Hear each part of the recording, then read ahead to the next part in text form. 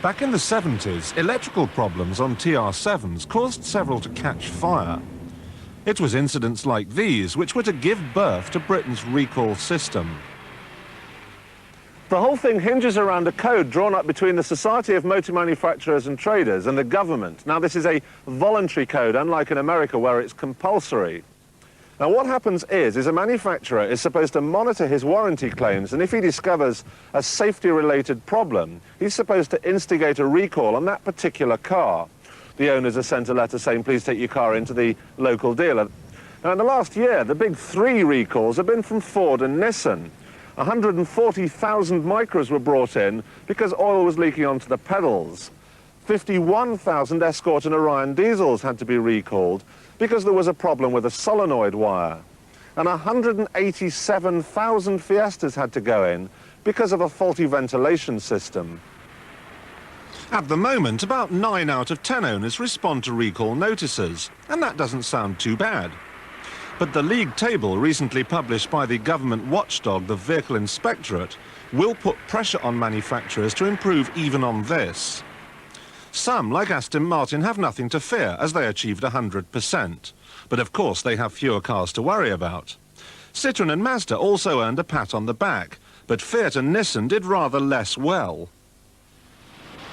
This response means that each year, round about 100,000 cars, some with small safety problems and others with problems that aren't quite so small, slip through the net. There's no question the Vehicle Inspectorate is doing a good job, but problems arise long before they get involved. How long does it take a manufacturer to establish that a problem exists? Some can do it in a matter of days, but others it can take months of constant cajoling and irate owners for them to admit that something is wrong. And whether they've acted quickly or slowly, they have to engineer a solution and make replacement parts before the recall notice can be issued. The Fiesta recall arose because exhaust fumes could get into the car. It affected models made between early '89 and May 1990, but at least one owner contacted Ford 6 months before the recall began. It turned out to be the vents which allow the air to leave the back of the passenger compartment. The problem was distortion of these flaps. These flaps are designed to allow stale air to leave the car, but to prevent air from outside entering the vehicle. I approached Ford and did in fact have both vents replaced under warranty. At the time, Mr. Fairbank was concerned that other Fiesta owners may have been experiencing the same problem.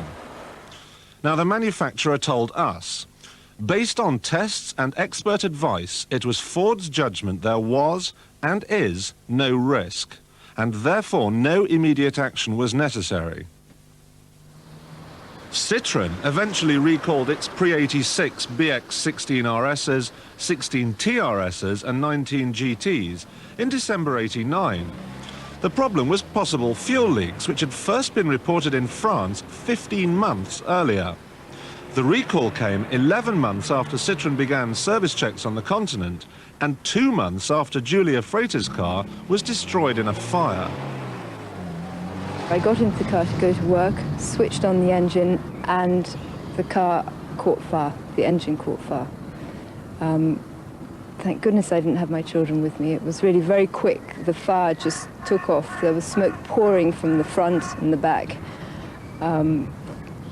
And within minutes, the car was a write-off. It can't be proven beyond doubt that this particular fire was caused by petrol leakage, but the circumstances were similar to those first reported in France. Certainly it is a coincidence. Citroën UK told us they weren't aware of the fire on Mrs. Freitas's BX until more than 3 months after the incident, and were therefore precluded from examining the vehicle to determine the cause of this incident. And referring to the service checks in France several months before the British recall, they say these were specifically designed to assess if there was a problem which merited further action, and were undertaken in France as this is the area with the greatest presence of the model. The fleet sector, which buys half of all new cars, is generally happy with the system, but it does know of cases where manufacturers have dragged their feet.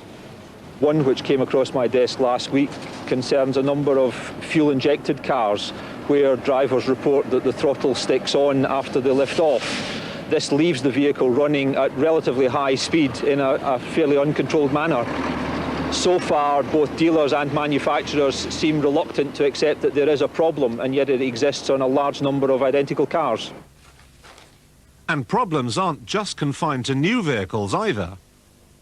A viewer in Cheshire bought a used Metro, not realising the original filler cap should have been replaced in an earlier recall campaign.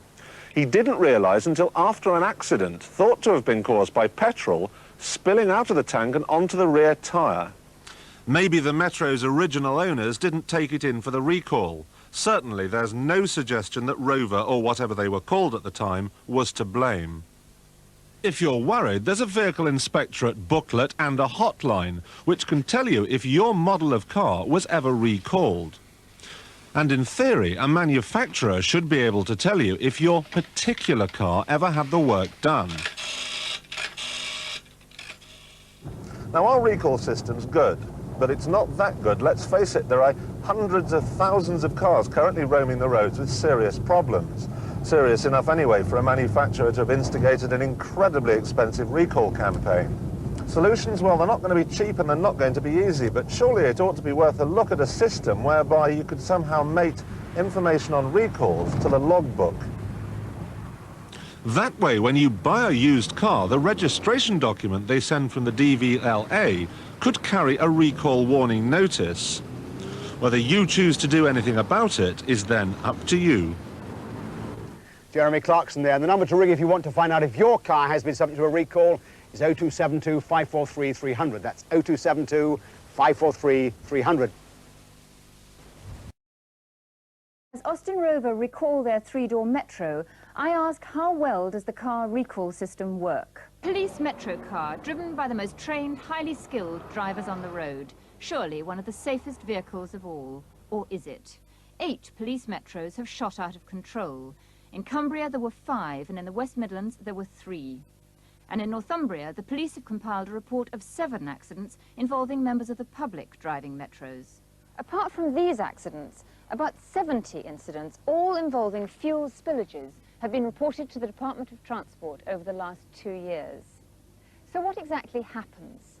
Bob Holt, who runs an accident rescue service in Bingley, has dealt with several three-door Metro incidents. We actually were called out to an accident where a Metro was involved.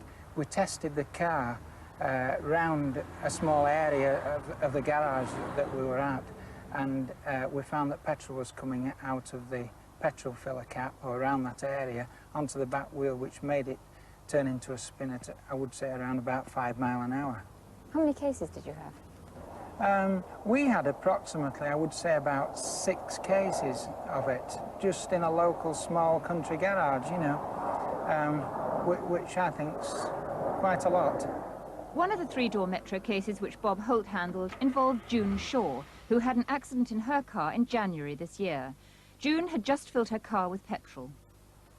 I was driving home from work one night and it was wet, and I was going round the left-hand bend and the car just went out of control. It spun across the road into a wall, and I just remember shutting my eyes and thinking that I was a goner.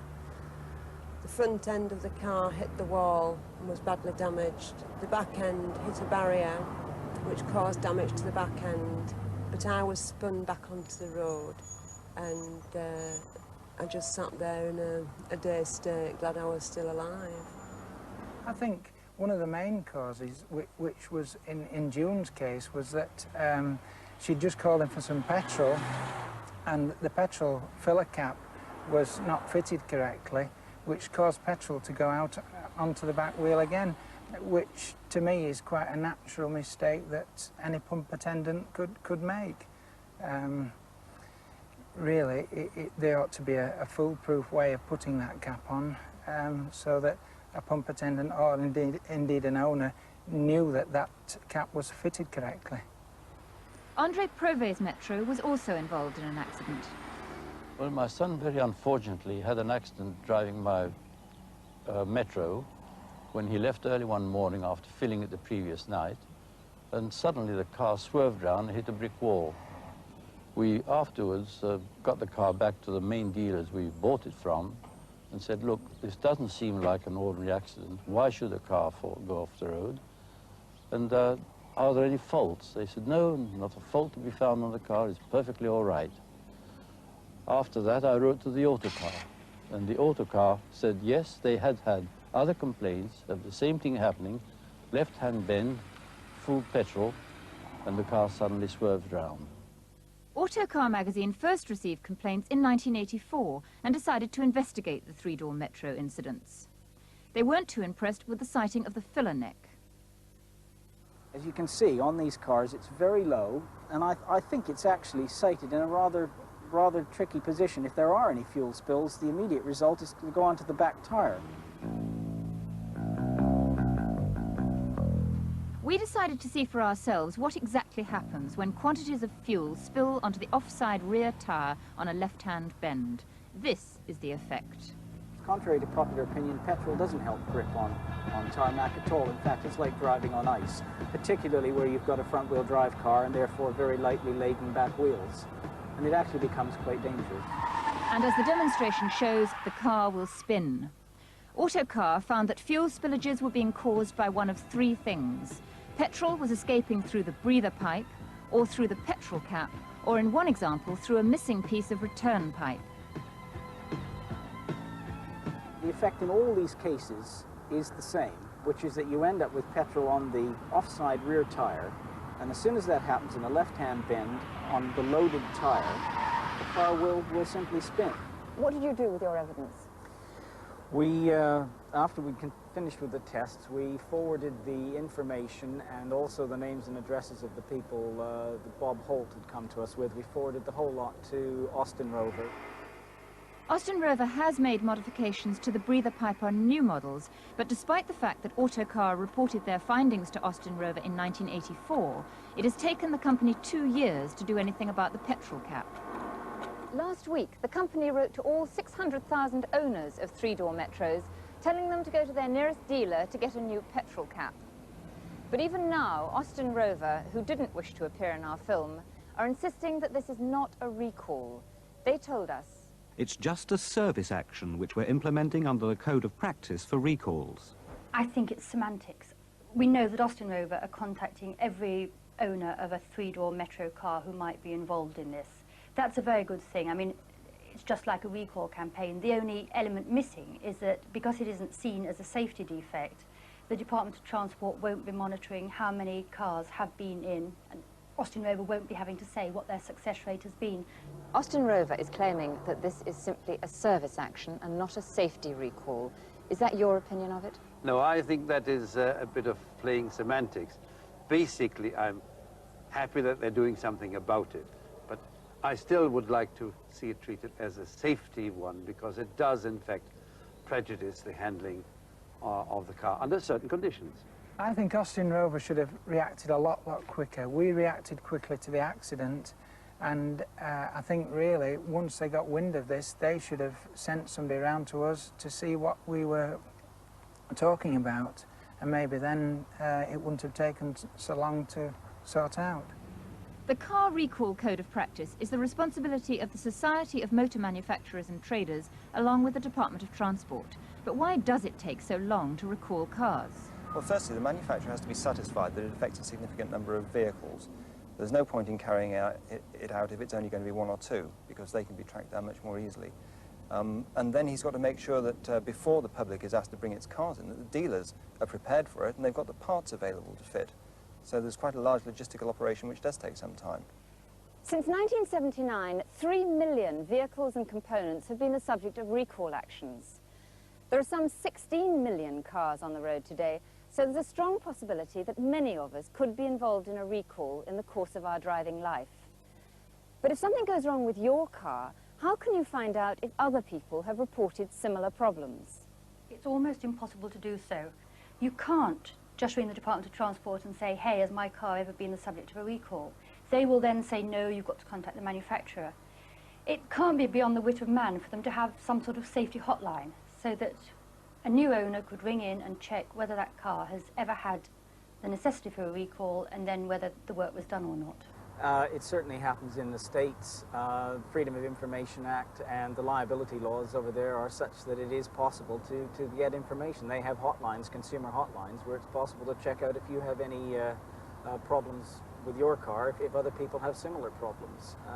I think we could do with something like that over here, definitely.